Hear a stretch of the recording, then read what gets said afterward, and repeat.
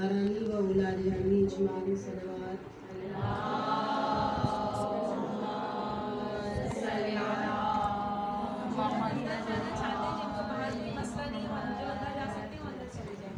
برائے خشودی جناب سیدہ بآواز بلند صلوات.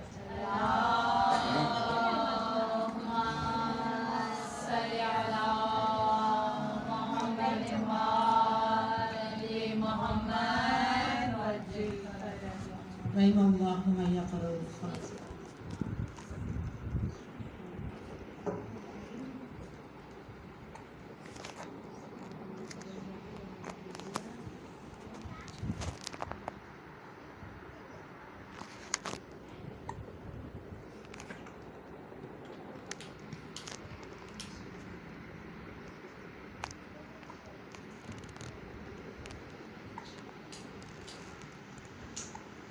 أعوذ بالله من الشر الشيطان اللعين الرجيم. بسم الله الرحمن الرحيم. اللهم صل وسلم وزد وبارك على صاحب الدعوة النبوية والسولة الحيدرية والعصمة الفاطمية والحلم الحسنية والشجاعة الحسينية والعبادة السجادية والمعاصر الباقرية والآثار الجعفرية والعلوم الكاظمية والحجج الرزوية والجود التقوية والنقاوة النقوية والحيبة العسكرية والغيبة الإلهية. اللهم صل على محمد وآل محمد. يا رب الحجة بحق الحجة اشفي صدر الحجة بظهور الحجة. يا رب الحسين اشفي صدر الحسين بظهور الحجة. يا رب الشهداء اشفي صدور الشهداء بظهور الحجة. يا رب الفاطمة اشفي صدر الفاطمة بظهور الحجة. أما بعد فقد قاله تبارك وتعالى في الكلام المجيد والفرقان الحميد وقوله الحق وهو أصدق الصادقين. بسم الله الرحمن الرحيم. يا أيها الإنسان إنك كادح إلى ربك كدحا فملاقيه.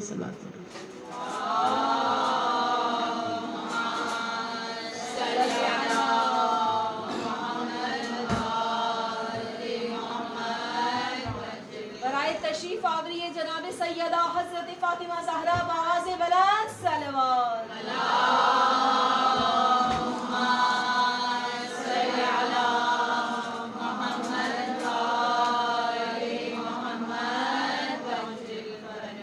تمام حمد و ثنا اس خالق لم یزل کے لیے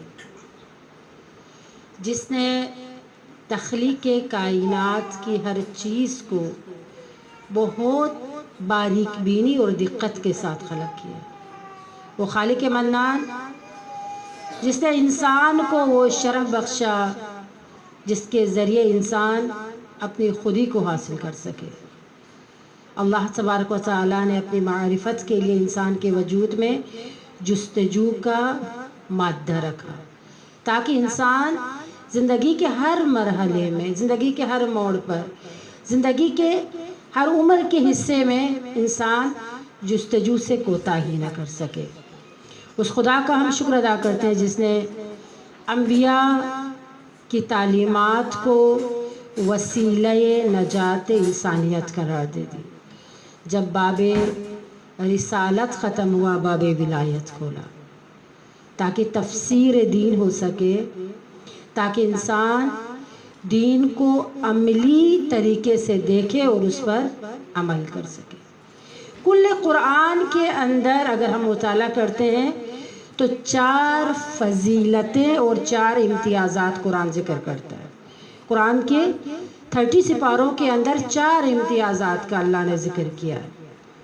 اگر یہ 4 امتیازات میں سے کوئی ایک امتیاز بھی کسی میں ہو تو وہ دوسروں سے دنیا میں ممتاز کہلاتا ہے، وہ دوسروں کے لیے آئیڈیل ہوتا ہے، وہ دوسروں کے لیے الگو ہوتا ہے. سب سے پہلا امتیاز اور فضیلت اللہ نے علم کو قرار دیا ہے.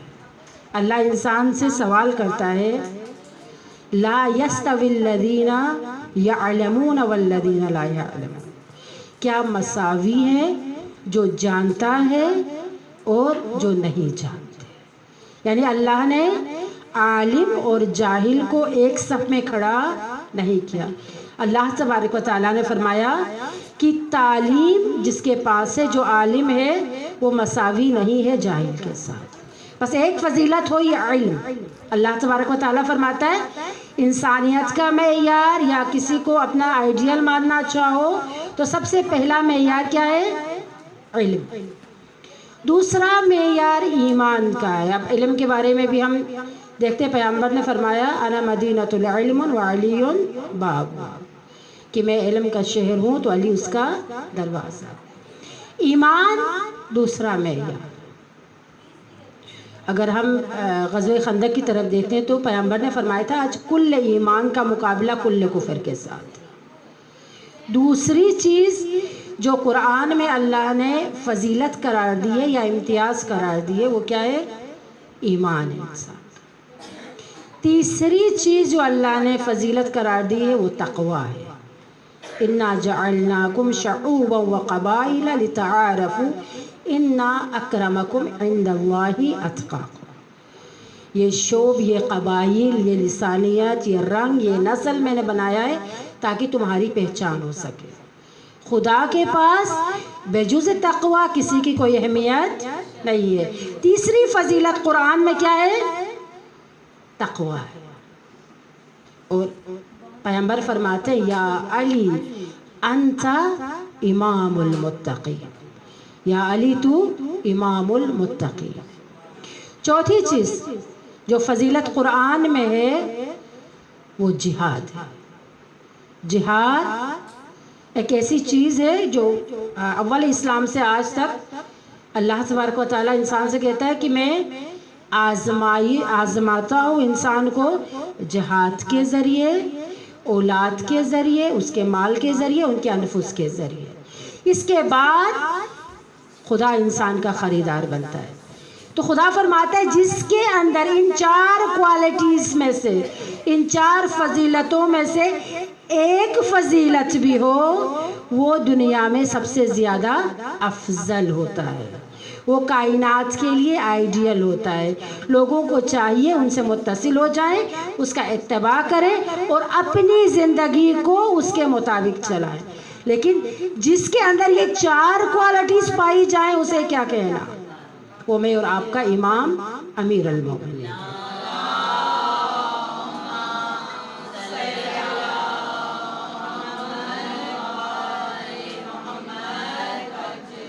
بس یہ 4 کوالٹیز امیر المومنین کے اندر موجود ہے، اتم اور اکمل موجود ہے۔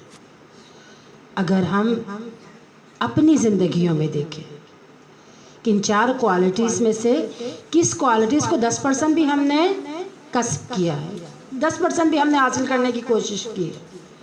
اگر امیر المومنین باب العلم ہے، مینارہ علم ہے، جو امیر المومنین کی حسرت ہے کہ کاش مجھ سے کوئی علم سیکھتا، کاش مجھ سے کوئی حکمت سیکھتا۔ امیر المومنین کی حسرتیں بہت وسیع ٹاپک ہے، جس میں قوم کے بہت مرجع اس پہ ڈسکس کرتے ہیں کہ علی کی حسرتیں کیا تھی۔ علی کی سب سے بڑی حسرت تھی کہ میں عالم تھا، مجھ سے کسی نے علم نہ لیا، کاش میرے چاہنے والے مجھ سے علم لیتے تو کائنات کی کوئی بھی قوم ان سے آگے نہیں جاتی، کیونکہ علی حکمت کا سرچشمہ تھے، علم کا سرچشمہ تھے۔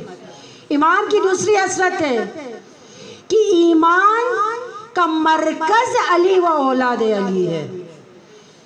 لیکن آج شیعوں کو کیا ہونا چاہیے، کیسا بننا چاہیے؟ کیونکہ اللہ نے اسلام کو وہ اہمیت نہیں دی ہے جو ایمان کو دی ہے۔ ایمان کیا ہے؟ ایمان میرا ظاہر و باطن ایک ہونا چاہیے، میری سوچ اور میری گفتگو ایک ہونی چاہیے، میرا اٹھنے بیٹھنے سے لوگ پہچانے کہ میں مومن ہوں، میں علی کی شیعہ ہوں۔ کیونکہ علی کے شیعوں کی پہچان کیا ہے؟ ایمان۔ ایمان کیا ہے؟ اذکار کے اندر پوشیدہ ہے، اذکار آپ کے عمل سے آیا ہوتا ہے۔ کیونکہ کہتے ہیں نا فکر کرو، سوچو، کیونکہ جب انسان سوچنے لگتا ہے تو وہ الفاظ کی صورت اختیار کرتے ہیں۔ وہ الفاظ جب انسان بولنے لگتا ہے تو انسان کی اس سے پرسنالٹی ظاہر ہوتی ہے، اور جو پرسنالٹی بنتی ہے اس سے انسان کا کردار ظاہر ہوتا ہے۔ تو انسان کو با کردار بننے کے لیے بہترین چیز کیا ہے؟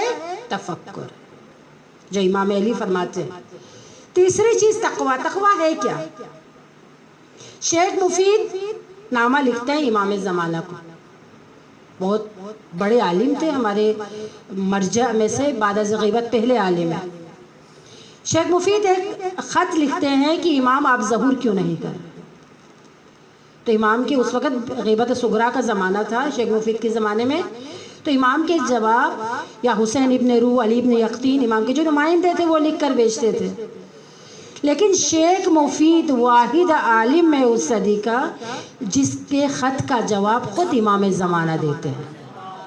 امام فرماتے ہیں کہ مجھے اس نے الہی سے یہ اجازت ہے کہ میں تمہارے خط کا جواب دوں۔ اس کے شروع میں لکھا ہوا تھا حجت خدا صاحب الزمان کی طرف سے اس کے بھائی شیخ مفید کے لیے۔ یہ بہت بڑی کوالٹی اور ٹائٹل ہے جو شیخ مفید کو ملا ہے کہ امام زمانہ اخی العزیز کا نام دے رہے ہیں۔ امام کچھ مسائل، کچھ سوالات جو شیخ مفید نے کیے تھے اس کے آنسر دیتے ہیں۔ آخر میں لکھتے ہیں اے شیخ مفید تم نے سوال کیا ہے مجھ سے کہ مولا ظہور کیوں نہیں کر رہے؟ 2 وجوہات کی وجہ سے۔ اگر یہ 2 کوالٹیز، یہ 2 چیزیں میرے شیعوں کے اندر ہوں تو میرے ظہور میں کوئی بھی چیز رکاوٹ نہیں۔ پہلی چیز، میرے شیعوں کے اندر اتحاد نہیں۔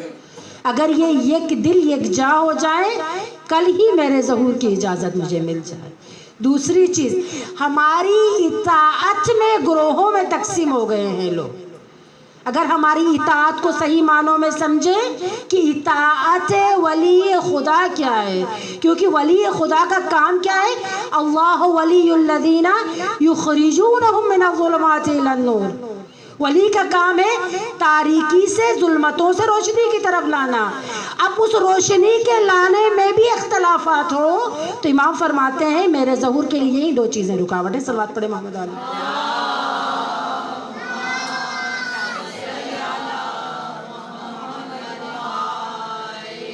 کردار سازیاں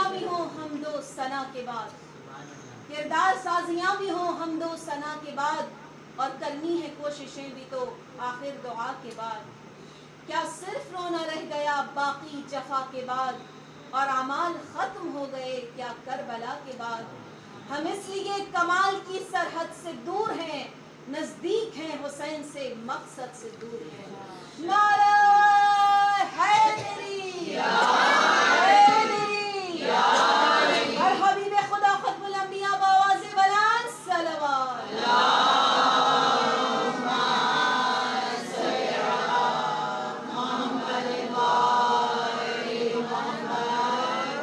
बस अहले बैत को समझने के लिए, अहले बैत की इताअत के लायक अपने आप को बनाने के लिए सबसे पहली चीज़ खुद साजी है। खुद को पहचान, मैं कौन, मेरी क्या कीमत है। मैं अगर हुसैन से मुत्तसिल हूँ तो हुसैन को तो अल्लाह ने बहुत आजमाइश में मुब्तला किया था ना, बहुत इम्तहानात लिए थे। और सूरह मुल्क की पहली आयत में अल्लाह फरमाता है तबारकल्लज़ी बियदिल मुल्क व हुवा अला कुल्लि शैइन क़दीर अल्लज़ी खलक़ल मौत वल हयाता लियब्लुवकुम अय्युकुम अहसनु अमला। बाबरकत है वो खुदा जिसने ज़मीन और आसमान को खलक किया। और इस आयत में अल्लाह ऐलान कर रहा है कि हमने इंसान को दुनिया के लिए खलक ही नहीं किया है। किस लिए खलक किया है? अहसन व अमला, बेहतरीन आमाल की अंजामदही के लिए। वो बेहतरीन आमाल क्या है? सबसे बेहतरीन आमाल इंतज़ारुल फ़रज, इमाम ज़माने के ज़हूर का इंतज़ार कर। क्या इमाम ज़माना हम जैसों को एक्सेप्ट करेगा जिसने अपने आप को कभी तोला ही नहीं है कि मैं किस ज़ाविये में इमाम ज़माना को अपना आइडियल बना रही हूँ? क्या मेरा इखलाक वो है जो इमाम ज़माना मुझे एक्सेप्ट करे? क्या मेरी इबादत में वो मज़ा है कि वक्त का इमाम मुझे कह दे कि मैं तुम्हें कबूल कर रहा हूँ? क्या मेरे माशरती ताल्लुकात, क्योंकि इंसान को अल्लाह ने इज्तिमा पसंद रखा है, वो एक इंडिविजुअल ज़िंदगी एक हद तक कर सकते हैं, इसके बाद वो नफसियाती मरीज़ बन जाता है। अल्लाह ने इज्तिमाई बनाया है इंसान को। क्या इज्तिमा को एक करने में मेरा कोई किरदार है? या मैंने अपनी औलाद की इतनी अच्छी तरबियत की है कि वो मेरे लिए बाक़ियातु स्वालिहात बन जाएं? या मैंने हुकूकुल्लाह और हुकूकुल इबाद, ये दो ऐसे हुकूक हैं कि जिस पे बार बार मुज्तहिदीन ताकीद करते हैं, क्या मैंने उन्हें अंजाम दिया है? ये क्वेश्चंस हमें अपने आप से हमेशा करने चाहिए। जब तक ये सवालात में और आप ना करें, हम मुनाफिक हैं। वाक़ईन मैं खुद जब बैठती हूँ सोचती हूँ तो मैं मुनाफिक लगती हूँ, इसलिए कि मैं करती कुछ और हूँ, बोलती कुछ और हूँ, देखती कुछ और। मेरा देखना किसी और ज़ाविये से होता है, बोलना किसी और ज़ाविये से होता है, सोचना किसी और ज़ाविये से होता है। तो 3 एंगल से एक इंसान कैसे कर सकता है? क्योंकि इंसान वजूद नाशिनाख्ता तो है, लेकिन 3 कैरेक्टर एक टाइम इंसान अंजाम नहीं दे सकता। अगर देता है तो वो अपने इमाम से बहुत दूर चला जाता है। एक शख्स, एक लड़का था, यूनिवर्सिटी, तेहरान यूनिवर्सिटी में पढ़ता था, आयतुल्लाह बहजत के ज़माने में। तो अक्सर यूनिवर्सिटी के, जो हम लोग भी यूनिवर्सिटी में पढ़ते हैं, तो अक्सर लेकर जाते हैं जमकरान में या हज़रत मासूमा के हरम में या मुख्तलिफ ऐसी जगहों पे लेकर जाके उन चीज़ों की जगहों के बारे में बताते हैं ताकि स्टूडेंट्स की मारिफत बढ़ जाए। तो एक स्टूडेंट तेहरान का था, वो गाने भी सुनता था, हर बुरे कामों को अंजाम देता था। तो कहते हैं कि जमकरान से ज़ियारत के बाद उनके जो टीचर थे उसने कहा कि हम जाएंगे आयतुल्लाह बहजत के पास। कि आयतुल्लाह बहजत उस वक़्त बहुत मरजा थे, आरिफ थे, तो हर कोई मिलने जाते थे। कहते कि वहाँ पर जाकर मिले, आयतुल्लाह बहजत हर एक से मुखातब है, लेकिन वो जवान बढ़ के आयतुल्लाह बहजत से बात करना चाहता है, आयतुल्लाह बहजत उसकी तरफ देख भी नहीं रहा। जब इतने स्टूडेंट से प्यार से बात कर रहे हैं, किसी एक की तरफ मुतवज्जा नहीं है, तो अपने अंदर नदामत महसूस करता है, अपने आप को हकीर महसूस करता है। कहता है कि आयतुल्लाह ने मुझे इग्नोर क्यों किया, मेरी तरफ तो देख ही नहीं रहा है। अब वो इतना शर्मिंदा होता है کہ وہ وہاں عہد کرتا ہے کہ ایک ہفتہ وہ برائیاں جو میں انجام دیتا تھا ایک بھی برائی انجام نہیں دوں گا. وہ جوان جاتا ہے ان برائیوں کو ترک کرتا ہے. ترک کرنے کے بعد اگلے ہفتے دوبارہ شب جمعہ جاتے ہیں آیت اللہ بہجت سے ملنے کے لیے. تو آیت اللہ وہ دوبارہ سر جھکائے بیٹھا ہے کہ آج بھی آیت اللہ بہجت مجھے اگنور کرے گا. سر جھکائے تو اس کے ساتھ جو اسٹوڈنٹ بیٹھا تھا وہ اسے پش کرتا ہے, کہتا ہے دیکھو آیت اللہ بہجت تم سے کچھ کہنا چاہ رہا ہے. تو آیت اللہ بہجت اسی جوان سے مخاطب ہو کر کہہ رہا ہے مرحبا جوان, تو نے بہت اچھا کام کیا. اس پورے ہفتے میں تم نے وہ کام کیا ہے جس کے بدولت وقت کا امام تمہاری جوانی کے لیے دعا کر رہا تھا. کیا منبع حیات ہے دام اجل ہے کیا, کیا منبع حیات ہے دام اجل ہے کیا, اور مشکل ہے کیا یہ سوچئے مشکل کا حل ہے کیا. کیا آج ہم نے کرنا ہے مقصود کل ہے کیا, اور مولا کا وہ عمل تھا ہمارا عمل ہے کیا. اور مولا اگر زمین میں مرحب کو گاڑ دیں ہم بھی تو اپنے نفس کا خیبر اکھاڑ دیں.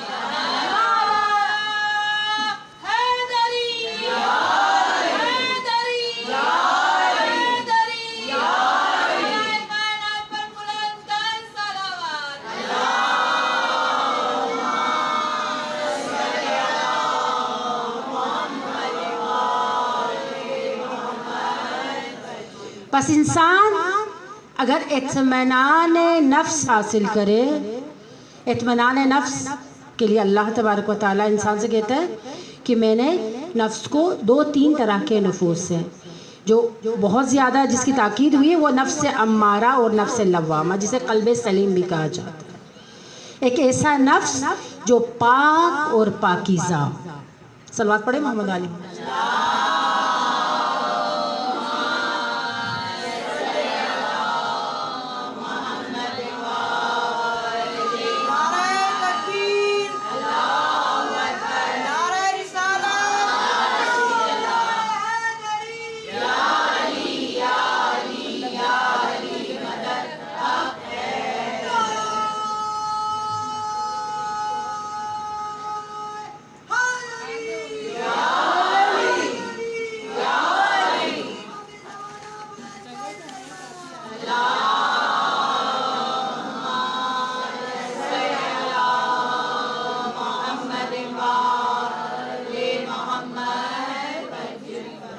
بس انسان اگر نفس کا تزکیہ کرنا چاہے, وقت کے امام کی معرفت حاصل کرنا چاہے, تو پہلی چیز اپنے آپ کو آزاد کر. ان شکنجوں سے, ان تاریکیوں سے, اس جنگل سے جس کے پیچھے ہم بھاگ رہے ہیں, ان سایوں سے جس کے پیچھے ہم کہتے ہیں نا شیرو آگے جاتا ہے آپ پیچھے آتے ہو, تو کہتے ہیں دنیا اس سائے کی مانند ہوتی ہے, تم اسے چھوڑ دو گے تو تمہارے پیچھے پیچھے آ جائے, اگر اس کے پیچھے چلو گے تو وہ تمہیں چھوڑتا ہوا آگے چلا جائے. تو معصوم فرماتے ہیں اگر تم چاہتے ہو اطاعت وقت امام کے ذریعے امام کے رکاب میں شامل ہو تو اپنے آپ کو اس دنیا کے چنگل سے آزاد کرو. جب تک دنیا کے رسومات میں جگڑے رہو گے کبھی بھی وقت کے امام کی معرفت حاصل نہیں کر سکو گے. کیوں؟ کیونکہ ہم لوگوں کی خوشنودی پہ اتنے پیچھے پڑے ہوتے ہیں کہ فلاں کو خوش کرانا ہے, فلاں کو خوش کرانا ہے, ان کی خوشیوں کے پیچھے پیچھے ہمیں بھول جاتے ہیں کہ امام زمانہ کو بھی خوش کرانا ہے. کیونکہ اگر ہم دنیا والوں کو, انسان ضعیف ہے, بہت کمزور ہے, خلق الانسان ضعیفا, خدا فرماتے ہیں ہم نے انسان کو کیا کہ بہت کمزور خلق کیا.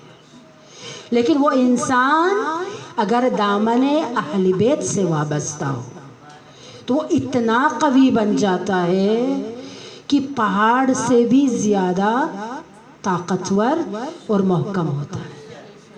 لیکن اگر اس دامن سے ہٹ جائے تو انسان ختم ہو جاتا ہے. کیوں؟ کیونکہ وہ اپنی انسانیت کی طرف نہیں جانا چاہتا. اور خدا نے انسان کو خلق اسی لیے کیا ہے کہ انسان مدارج انسانیت کو طے کرے, مقام عرفان میں پہنچے, مقام ناز پر پہنچے. اور وقت کا امام بھی چاہتا ہے, ہمیں کہتے ہیں کہ پاسنگ مارکس لے لو, باقی ہم کر دیں گے.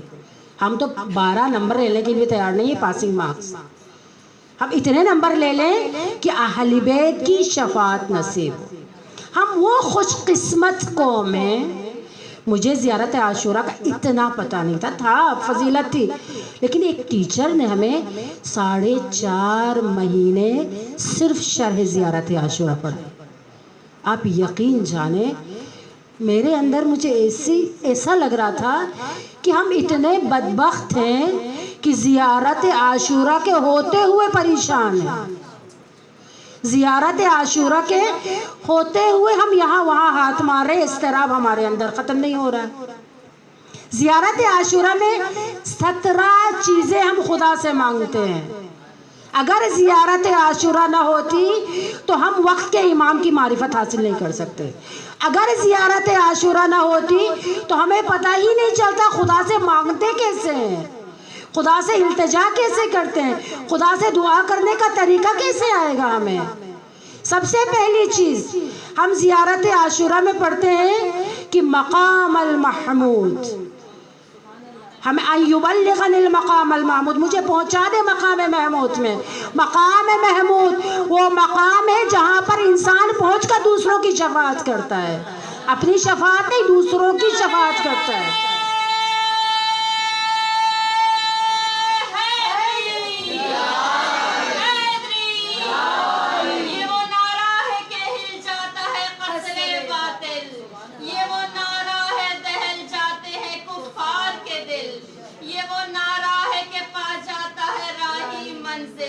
یہ وہ نعرہ ہے کہ حل ہوتی ہے ہر ایک مشکل، اور آگ گلزار بنی چشمہ دورہ ٹھہرا.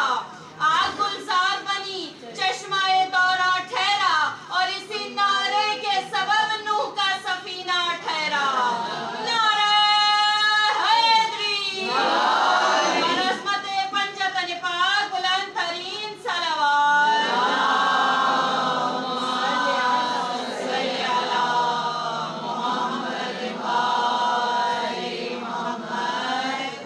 دوسری چیز جو ہم مانگتے ہیں وہ طلب ثار مع امام منصور، امام حسین کے خون کا بدلہ امام زمانہ لیں گے.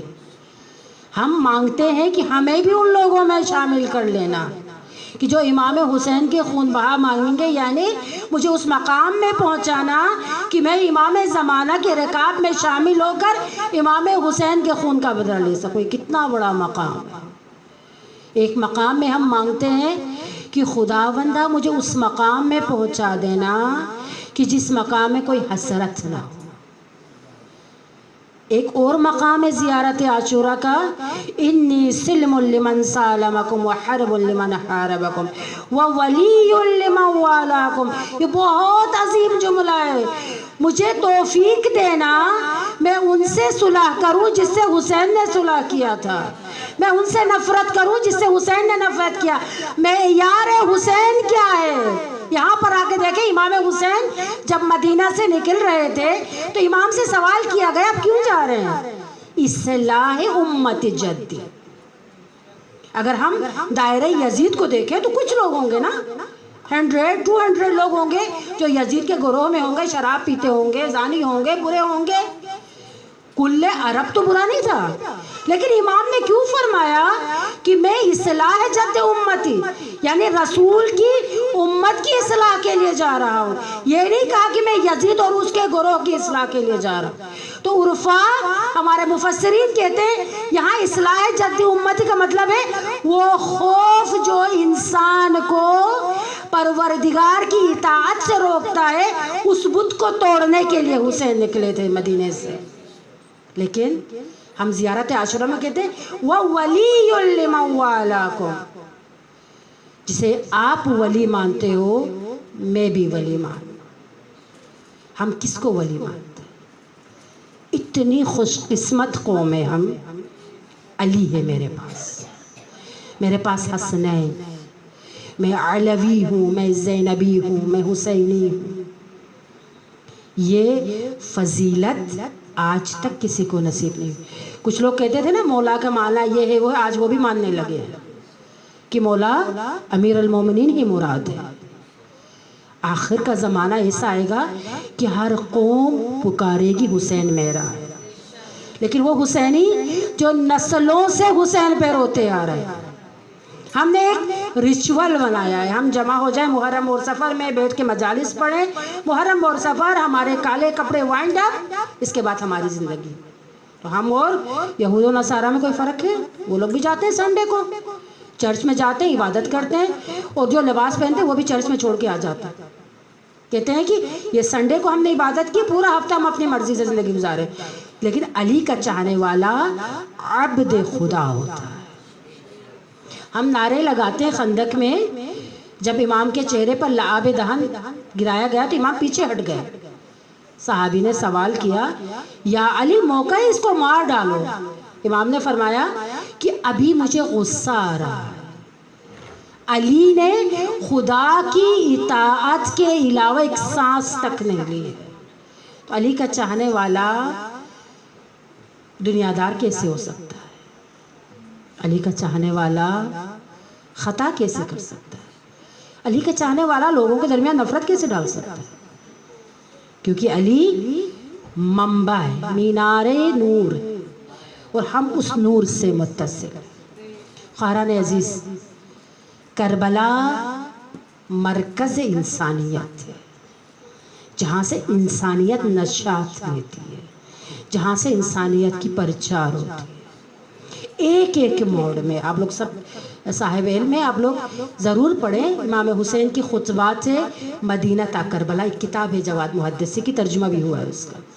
ایک ایک موڑ میں امام حسین کے خطبات موجود ہیں، ایک ایک قریہ میں، ایک ایک شہر میں، ایک ایک جگہ پر جہاں امام رکتے وہاں پر امام خطاب کرتے، اور ہر خطاب کا آغاز کلام پروردگار سے کرتے تھے۔ حسین اتنا عاشق قرآن ہے کہ نوکے سنا بھی قرآن پڑھ رہا ہے۔ ایک حسینی کیسے ہو سکتا ہے بغیر سمجھے وہ قرآن کی تلاوت کرتا ہو؟ ایسا ممکن نہیں ہے، کیونکہ دین پریکٹیکل ہے۔ اگر کوئی بھی اس پریکٹس کو کرے گا وہ دیندار بن جائے گا۔ دیندار کے لیے کوئی اسٹیمپ تو نہیں لگا ہوا، جو بھی اس کو فالو کرے گا وہ دیندار بنے گا۔ ایک شخص رسول اللہ کے پاس آتے ہیں، سوال کرتے ہیں، یا رسول اللہ میں بہت غریب ہوں، میں کیا کروں؟ پیغمبر نے فرمایا کہ آذان دیا کرو اپنے گھر میں۔ آج اگر آپ دیکھتی ہیں نا، 2018 2019 کے بعد دنیا کا کوئی ایسا ملک نہیں ہے جہاں پر آذان کی آواز بلند نہیں ہوتی ہو۔ 24 گھنٹے میں آذان بلند ہوتی ہے۔ پیغمبر نے فرمایا اگر اولاد نہیں ہے اپنے گھر میں 5 ٹائم آذان دو، اگر غریب ہو 5 ٹائم آذان دو، اگر تمہیں اضطراب ہے، اپنے اضطراب کو دور کرنا ہے تو آذان کی آواز پہ لبیک کرو، یا اپنے گھر میں آذان دو، اس آذان کی کلمات پر توجہ کرو، تمہاری پریشانیاں ختم ہو جائیں گی۔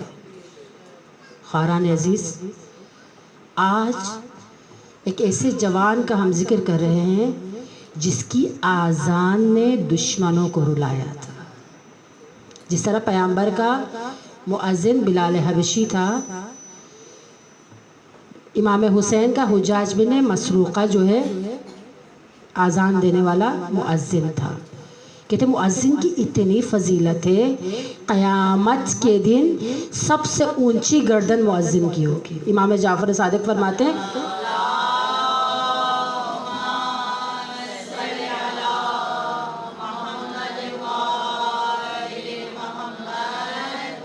اپنے مؤذن کو دعا دیا کرو، کیونکہ یہ تمہیں ہر 4 گھنٹے بعد خدا کی طرف بلاتا ہے۔ ہر 4 گھنٹے بعد تمہیں بلاتا ہے، اٹھو خدا کے قریب آ جاؤ، خدا کی اطاعت کرو۔ خواہران عزیز، امام حسین صبح عاشور حجاج بن مسروقہ سے کہتا ہے کہ آج آپ نے آذان نہیں دینی ہے، آج میرا بیٹا علی اکبر آذان دے گا۔ علی اکبر کی 4 شباہتیں پیغمبر سے بہت ملتی تھی، آواز، اخلاق، شکل اور سیرت۔ یزید تک کو یہ بات پتہ چل گئی تھی کہ امام حسین کے بعد اس کا بیٹا علی اکبر امام بنے گا، کیونکہ تمام کوالٹی جو پیغمبر کے اندر ہے علی اکبر کے اندر موجود ہے۔ شبہ آشور ہے، امام حسین چاہ رہے ہیں اکبر آواز آذان بلند کرے۔ جو ہی اکبر نے اللہ اکبر کی آذان بلند کی، امام حسین دست بے دعا ہیں، آسمان کی طرف ہاتھ بلند کرتے ہیں کہ میرے رب، میرا اکبر پیغمبر کی آواز میں آذان دے رہا ہے۔ عزادارو، یہ آذان تا قیامت جاری و ساری رہے گی۔ اکبر کی آذان کے ساتھ عہد کریں کہ آج کے بعد میں بھی آذان دوں گی، ایک ایسی آذان جو میرے فطرت کو بیدار کرے، جو میرے نفس کا مداوا ہو، جو میری فکر کو بیدار کرے، ایک ایسی آذان جو مجھے کربلا والوں سے ملا۔ آذان علی اکبر ہوتی ہے، ایک ایک شہید میدان کی طرف جاتا ہے۔ بعض روایات میں ہے کہ اکبر دیکھتا ہے کوئی بھی نہیں بچا ہے، نہ محمد ہے، نہ قاسم ہے، نہ عباس ہے، نہ انصار ہے، نہ حبیب ابن مظاہر ہے۔ بابا کے پاس آتے ہیں، بابا مجھے اس نے جہاد دے۔ امام حسین مدینے کی طرف رخ کرتے ہیں، نانا السلام علیکہ یا جدہ۔ جدہ، جب بھی آپ کی یاد آتی ہے میں اکبر کی طرف دیکھتا ہوں، کیونکہ میرے اکبر کی سیرت و صورت و کردار عین نبی زادارو۔ اکبر کہتا ہے بابا، چچا عباس نے کل رات کہا تھا میں نے لشکر کو 4 حصوں میں تقسیم کیا ہے، اکبر 2 حصے میں سنبھال لوں گا، 1 حصہ صاحب سنبھالیں گے۔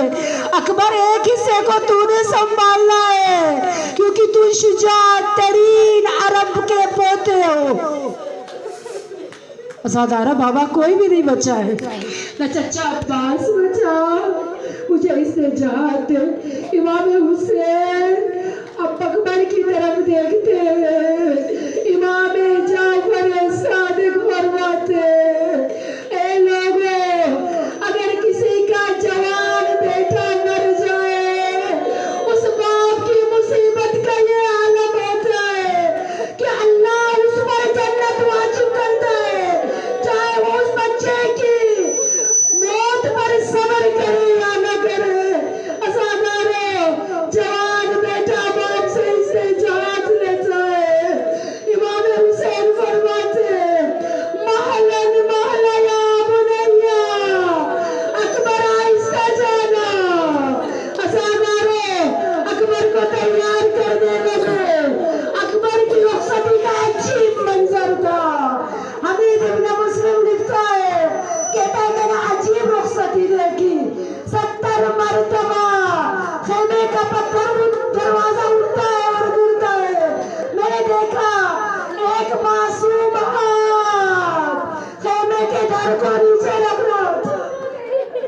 ازادارو، امام حسین نے اکبر کو تیار کیا، سر اکبر کا ہے، امامہ رسول اللہ کا ہے، ابا دوش میں رکھی دوش اکبر کا، امامہ رسول کی ہے، ہاتھ علی اکبر کا ہے، سلوار رسول کی ہے۔ اکبر کو آمادہ کرتے ہیں، اکبر کو بیچتے، کہتے اکبر آہستہ آہستہ چلنا، پیچھے دیکھتے ہوئے جانا۔ اکبر تھوڑا آگے جاتا ہے، پیچھے مڑ کر دیکھتا ہے، حسین کمر تھامے محلن محلہ یا بنیا، اکبر آہستہ جا آہستہ جا۔ اکبر کہتا ہے بابا ابھی تو نے مجھے رخصت کیا۔ حسین کہتے اکبر قربانی آگے جاتی ہے، قربانی دینے والا پیچھے پیچھے آتا ہے۔ اکبر کاش تیرا بھی جوان بیٹا ہوتا، بوڑھے باپ کو چھوڑ کر جہاد کی طرف جاتا۔ اکبر لیکن میرے رب سے میرا وعدہ ہے کہ تیری قربانی درگاہ خدا میں قبول ہوگی۔ ازادار اکبر وارد میدان ہوتے، چاروں طرف کھلبلی مچ جاتی ہے، آواز بلند ہوتا ہے یہ علی آیا ہے، اگر اسے چھوڑ دو گے تو یہ فاتح کربلا بن جائے گا۔ چاروں طرف سے تیر و تبر چل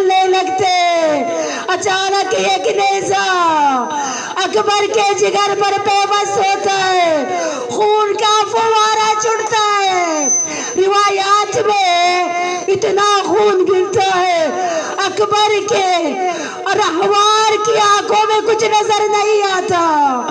اکبر زین سے زمین پر آتے، عزادارو واحد کربلا کا شہید ہے جس نے بابا کو مدد کے لیے نہیں پکارا کیونکہ جانتا تھا بوڑھا باپ جوان بیٹے کے لاشے کو نہیں اٹھا سکتا۔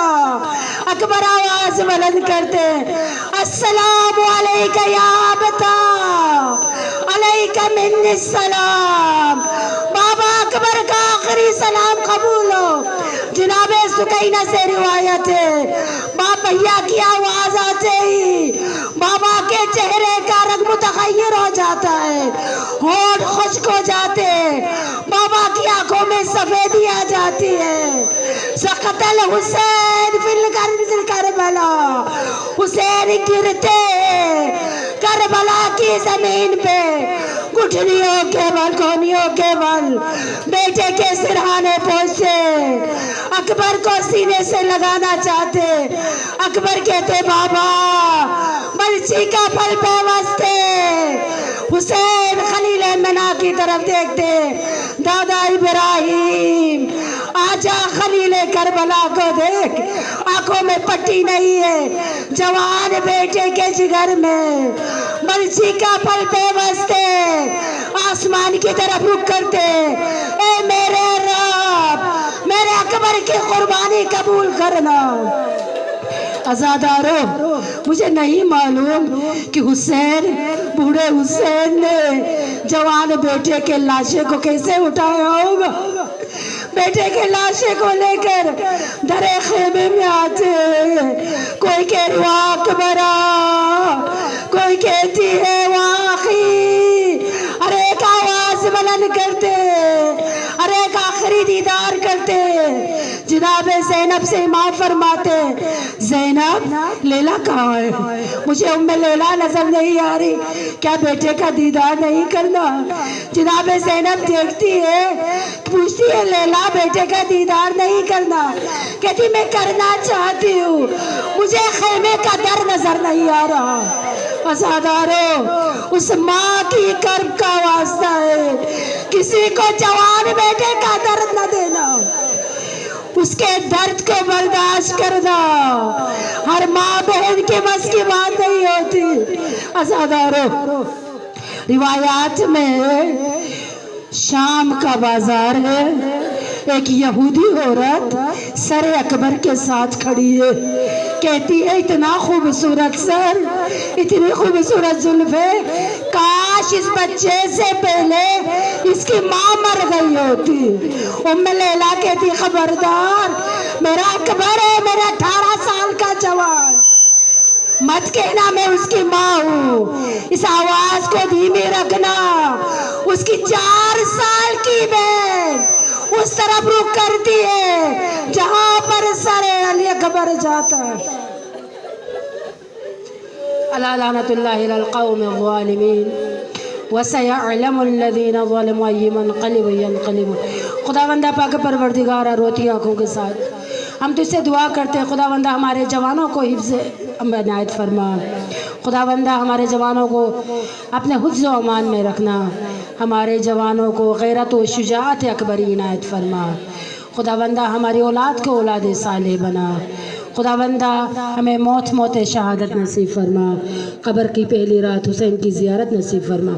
اللہم ارزقنا فی الدنیا زیارت الحسین وفی الآخرت شفاعت الحسین، اللہم زدنا فی محبت الحسین وجعلنا من الباقین فی عزاء الحسین، اللہم حشرنا فی زمرت شیعت الحسین ولا تفرق بیننا وبین الحسین۔ بانی مجلس کی مرحومین کے لیے مرتبہ سورہ نم فاتحہ پڑھ لیجیے۔ بسم اللہ الرحمن الرحیم، الحمدللہ۔